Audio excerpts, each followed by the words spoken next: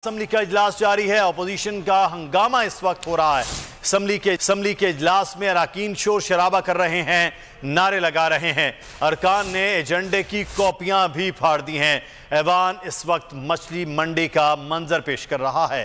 Opposition अरकान ने परवेज इलाही के खिलाफ डाकू डाकू के नारे हैं। नुमाइंदा खुसूसी अखलाक बाजवा इस वक्त हमारे साथ मौजूद हैं। अखलाक, आगाह कीजिएगा, क्या मनाजिर हैं इस वक्त पंजाब असम्बली के? जी बिल्कुल, पंजाब असम्बली का इजलास जो है आज दूसरे रोज भी जो है वो सख्त हंगामा की जो है वो नजर हुआ और पंजाब असम्बली में अपोजिशन ने एजेंडे की जो कार्रवाई है उसको नहीं चलने दिया। अपोजिशन और हुकूमत के अरकान जो थे वो एक दूसरे के सामने आ गए और जो ईवान का माहौल है उस हवाले से जो है वो ईवान मछली मंडी का मंजर पेश कर रहा है। पाकिस्तान तहरीक-ए-इंसाफ के जो अरकान पंजाब असम्बली है उनकी जानिब से जो गैलरी में बैठे हुए मुस्लिम लीग नून के वफाकी वुज़रा थे, जिसमें राना सनाउल्लाह और अताउल्लाह तारुल मौजूद थे, उन पर सख्त तनकीद की गई। इस मौके पर जो